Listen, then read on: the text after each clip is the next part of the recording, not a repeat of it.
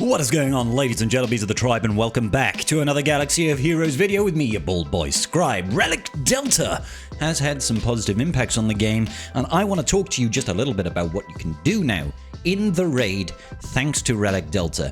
We knew it was going to help. Let's talk about it.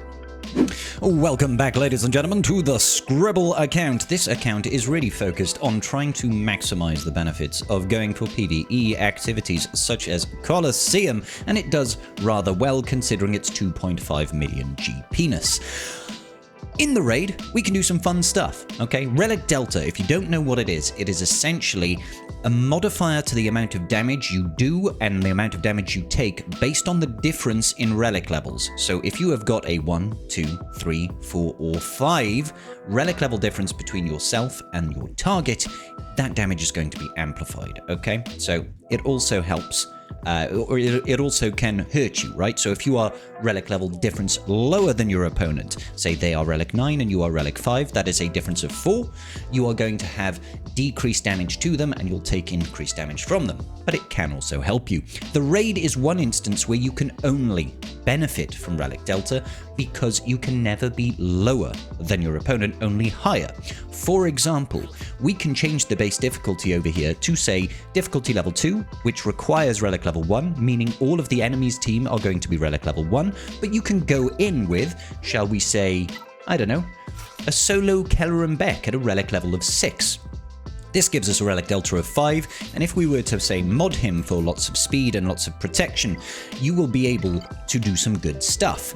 So there's a couple of ways you can do this. You can either go after Fox or Apo at the start. Normally, we would be going after Fox at the start to get rid of him, but I'm kind of tempted to see what happens if we just one-tap the Apo. One-tap Apo. Oh, and he missed as well. Oh, thanks to our wonderful evasion. That was quite nifty, actually. Let's go ahead and use Dire Fortitude over here. Can we actually survive? We're just trying to make sure that we can get through to an open site over here. Take out my boy. I think we might actually just about make it. Yep, looks like we just about made it round. Let's go ahead and use Dire Fortitude over here. Let's one-tap the Nightfall Trooper. It's looking pretty good, actually. Looking pretty good. Oh, that stun at the end. That's rather brutal. We could just... see, now, there are no bad choices here. I'll take out Disguised Clone Trooper. The counterattack's coming in real. Okay, so we're just basic, basic, and basic. Gotta wait for that boy to come out of stealth right now. Come on, let's see it. Take a turn. I dare you. I double dare you. There we go. Looking pretty. Looking pretty. So we cleared through the first wave. No real issues here. 2. Oh, if we got the triple tap, we might have actually taken him out then. Ah, the dodges, bro. The dodges are brutal. That second special is so good from Kelleran Beq right now. I don't really want to tempt fate by eating a triple counterattack. I don't really like all the stuns either. Some good solid work there. Oh, come on with the dodges. The dodges are unreal right now. All right, let's just do a mass assist. I think we should take him out. Yeah, there we go. Good stuff. That was rather rude of them to come in with the dodge on the big hit. Saving the specials right now so that we can go into the next wave and just hopefully immediate yeet yeet skeet delete one of these boys over here. Good night, Irene. All right, sweet. This guy should be out of stealth as well. Oh, perhaps not then. Perhaps not out of stealth. Let's throw caution to the wind. Can we actually get him defeated? Oh, we didn't get the third attack. We definitely would have defeated him if we got the third attack. Come on, counter him. Nice. Alright, let's just take out Disguised Clone Trooper and then mass assist onto the last Nightfall Trooper, and that is all she wrote. Low level of investment, Relic 6 on your Kelleran Beq, and you can jump up straight away to the 600k tier. Now that is not too bad. Normally, you would need a full team for something like that. You need to have an R7 Kelleran Beq to get yourself Bo-Katan Mandalore, so this has got good value, and later on you can build them into a full team. I will take the 600k. Brilliant. But that's not the only team, of course, that I can mess around with. We do have a Grand Moff Tarkin at Relic 9, because I am pushing to have Relic 9 Tarkin and Scorch on this team. You can see we are very close to that goal. I'm happy with that. However, Tarkin can do some fun stuff as well. I wonder if Tarkin can actually beat the 900k tier. That would be kind of cool. That would be kind of cool. With the difference from Relic Delta, can he come in and slap down this? I don't think he can, but it'll be interesting to see. It will be interesting to see. Let's go ahead and just start with this. Let's just see what happens. Just bare bones. We've got a Relic Delta of 6 over here. Drop the hammer. That has got potential. That's definitely got potential there. Okay. We need a different approach for that. My Tarkin right now is modded for 300 speed, 60% potency essentially, and 8,324 offense. I'm really curious here. I'm really curious. Can we, if we do a basic first, if we just do a basic here, we'd have to resist the stun is the thing. We'd have to resist that stun. Yeah, see, that makes it too difficult. Maybe if we got the RNG right. So I had to go away and do some other things. I am now in different clothes, but as you can see, eventually you can actually get that 15% chance to resist with your Grand Moff Tarkin, and it makes that 900k tier possible with a Relic 9 Tarkin. Now, I imagine you could probably do this with a Relic 8 Tarkin as well, just gets a little bit funky. I don't think this is the best use of that character. Like I said, I just wanted to see what we could achieve. Now, what I actually do with my Tarkin is I throw him in with 3 of the other clones. I take in Scorch, I take in Apo, and I take in Disguised Clone Trooper, and I do the Relic 5 tier for 1.2 million. But if I can get this 900k tier to work on its own, and take those other clones and potentially get a 900k tier with them, or maybe just even the 600k tier, that's a way of upping the overall average score of the entire team.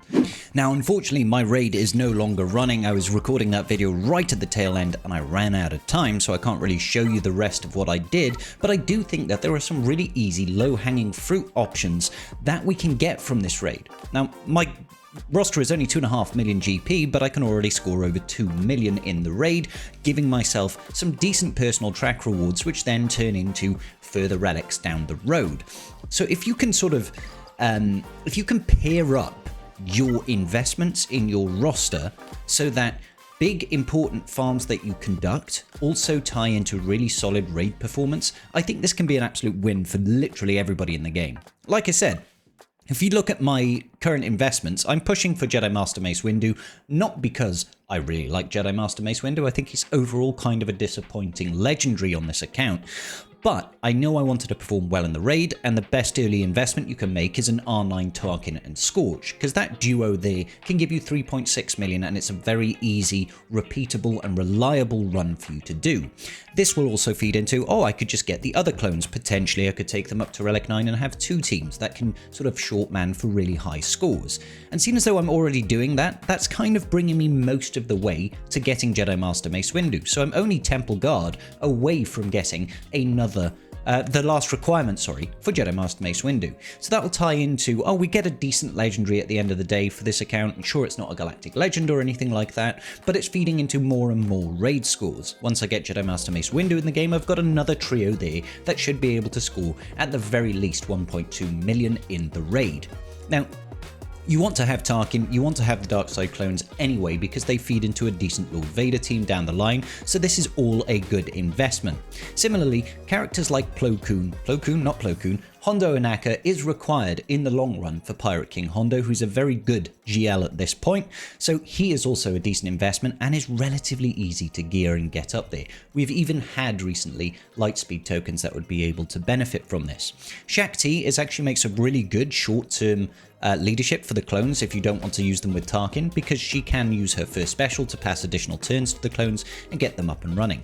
You see, I've got them all 4 now at Relic 5, so I can use them all with Tarkin, but generally speaking, I don't tend to. I tend to split my clones a little bit more like this. I used to get the 450k tier with these Jedi here, but now I can just do a solo with Kelleran Beq for 600k, which is giving me a 150k uptick.